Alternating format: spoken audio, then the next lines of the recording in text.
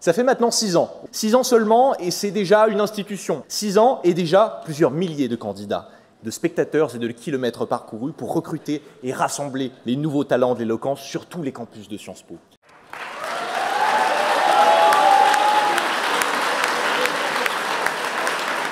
À 20 ans, la fête de l'UMA.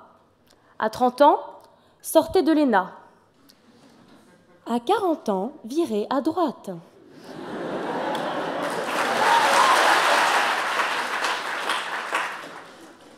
Au GPS de la gloire, j'ai toujours préféré m'aventurer sur les chemins de traverse.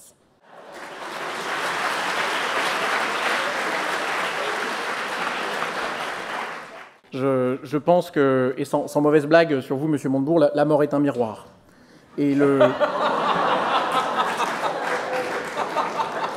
et on y voit les peurs qu'on a eues durant notre vie. Et si ça n'est pas la mort qui est à vos trousses, qu'est-ce qui vous fait courir? Rien du tout. Mais alors, rien du tout. Je déteste courir. Je crois que je préférerais aller un dimanche matin en amphi de finances publiques que faire un jogging. J'ai horreur de ça. Si je vous proposais aubriste, valsiste, Sarkozy, juppéiste, c'est quoi le pire? J'ai grandi à Versailles. Ça, j'ai vu.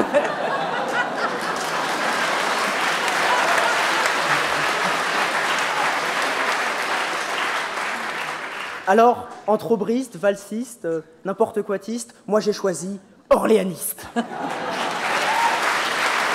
Ici, à Sciences Po, chaque menace fantôme est devenue pour moi menace bien réelle. Pendant ces longues années, j'ai assisté à la banalisation de l'utilisation du t-shirt, à la création d'un festival hip-hop breaking DJing culture tzigane,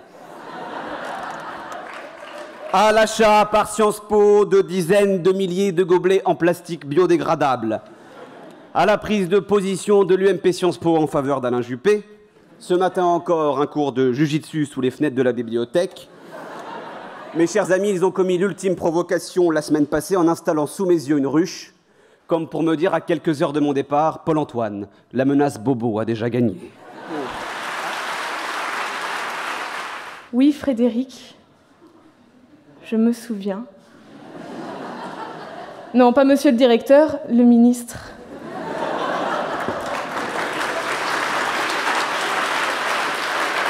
Oui, Frédéric, je me souviens de cet après-midi d'été, main dans la main dans les jardins de la Villa Médicis.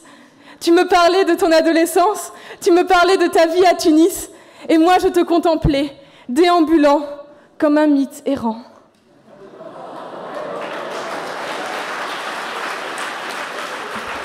C'est la dernière heure qui sonne, le dernier voyage, celui auquel on est tous conviés, celui de la mort, celui du cercueil.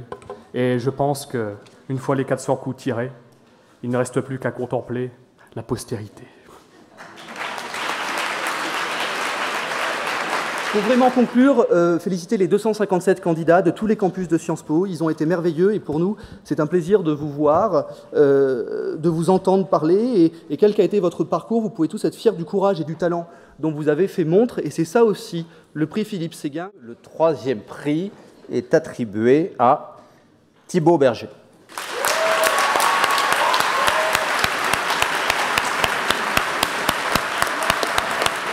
Le 2e prix, ce soir, est remis à un candidat qui nous a beaucoup impressionnés, qui nous a conquis. À vrai dire, il ne s'agit pas d'un candidat, mais d'une candidate, à savoir Paola Grondin.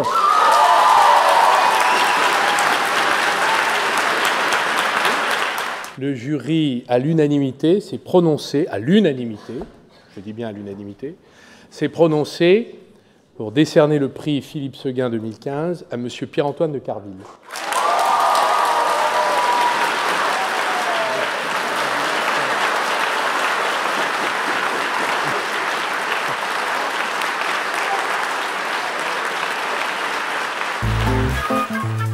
Sciences Po.